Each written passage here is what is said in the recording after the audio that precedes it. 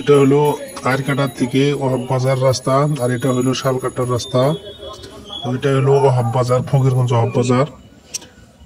এখান থেকে আমরা যাব ওহাব বাজারের নদীর পার আজকে 2-3 দিনে খুব ভাঙতে আছে।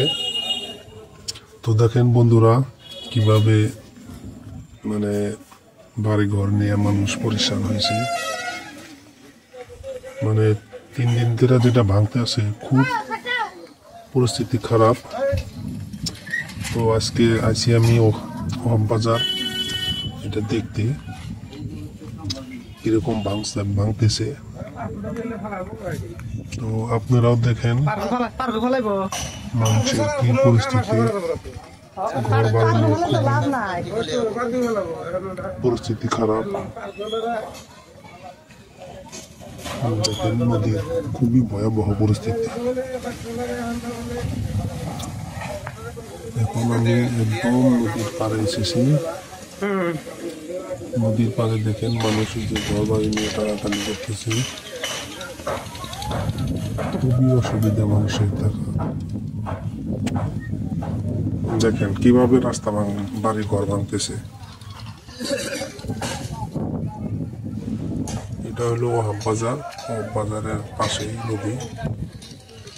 এই যে দেখেন নদীর অবস্থা।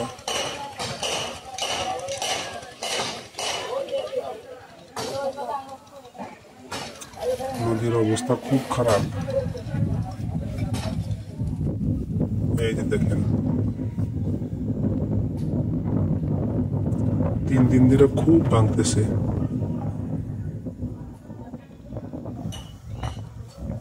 কি মানুষের পরিস্থিতি, বাড়ি ঘর নিয়ে কোথায় যাব, কি করব, কোনো খবর নাই। সরকারের থেকে কোনো সাহায্য নাই। এই দেখেন মানুষের কি অবস্থা।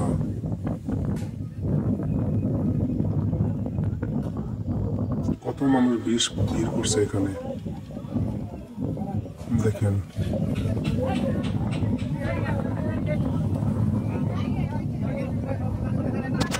মনটা এত খারাপ হয়েছে এখানে এসে দেখার পর।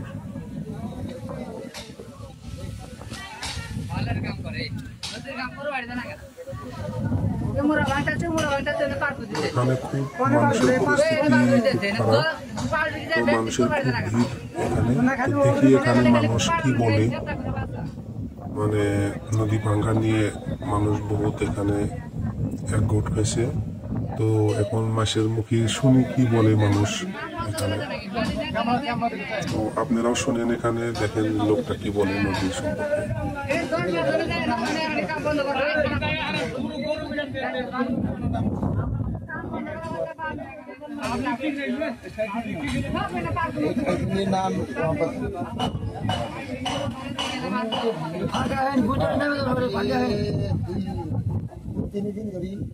একদম মানে পুরো হুলস্থুল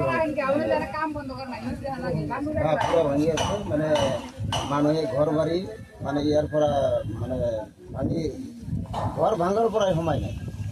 হ্যাঁ, মানুষ বহুত হাহাকার পড়েছে। আজি মানুষের মানে উপায় নহব। যেহেতু নির্বাচনের বছর, এতিয়া মানুহ তো নির্বাচনত ব্যস্ত হয়ে আছে, ঘর বাড়ি ভাঙি আছে, এবার কিন্তু সরকার বিষয় কমছে আছে না।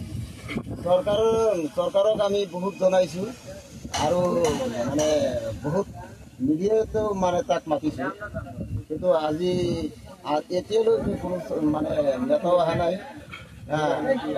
চৰকাৰেও মানে আমাৰ এই নদী ভাঙাৰ কাৰণে কোনো পদক্ষেপ লোৱা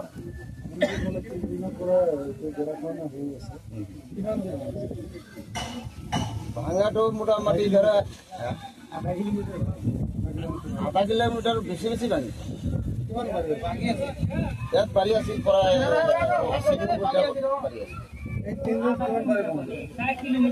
80 পৰা 90টা ভাড়ি ইয়াৰ পৰা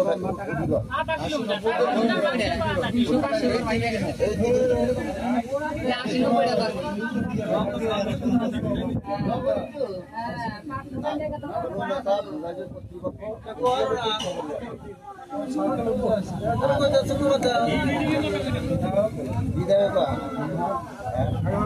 কথা হয়। এতিয়া কি ক'ব?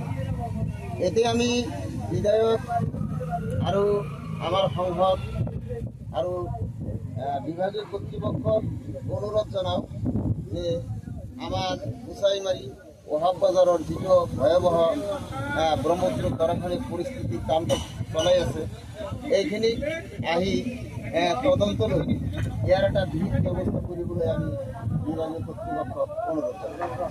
যেনেকুৱাকৈ ভাঙি আছে সেই মেইন ঘাইপথখন যে আছে